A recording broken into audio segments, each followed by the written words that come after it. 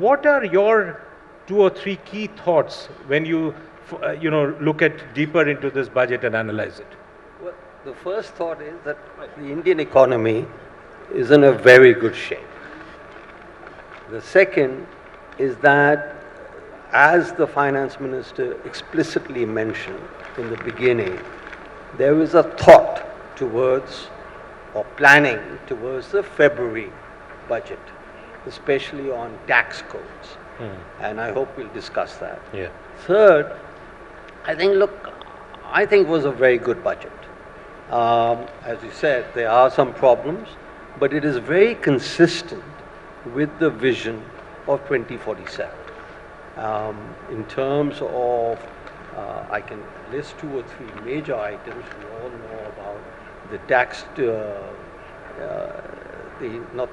we all know about the fact that the fiscal deficit is down to 4.9%.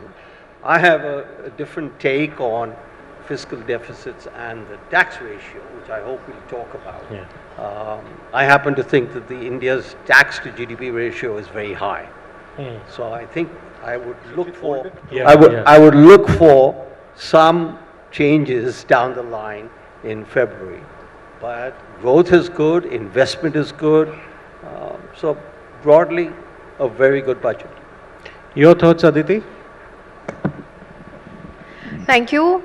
See, from a fiscal math point of view, the budget ticked pretty much all the boxes that we were looking for. We already had a sneak peek from the interim budget, and as compared to that, the expectations that we had in terms of what the fiscal math would look like were met very closely.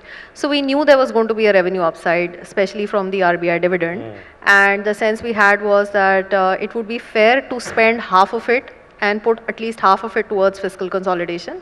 And broadly, we got that. So the fiscal deficit is now pegged at 4.9% of GDP, and that's at the lower end of the range that we had. So really happy to see that. Normally, any economist will say, if you have to spend, please spend on capex.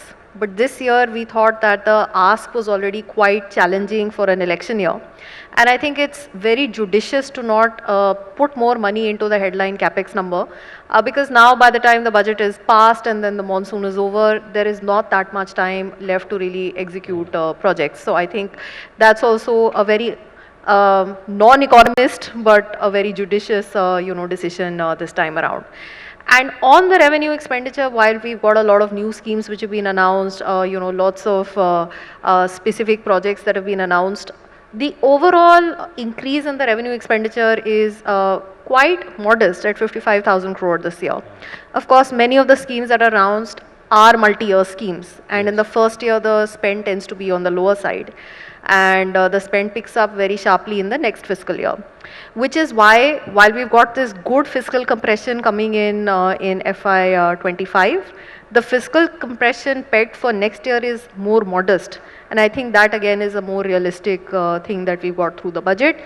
It's interesting that we're now going to move away from targeting the fiscal deficit to GDP ratio to moving to basically making sure that the debt to GDP ratio comes down. I think that is going to give us a lot of flexibility in a very uncertain global environment.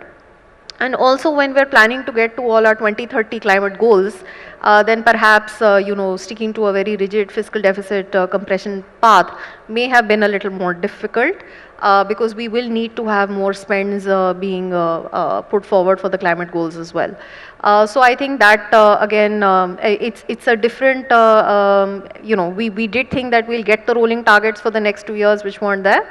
But I'm glad that we got this kind of policy direction that we're moving to the debt to GDP targeting going forward.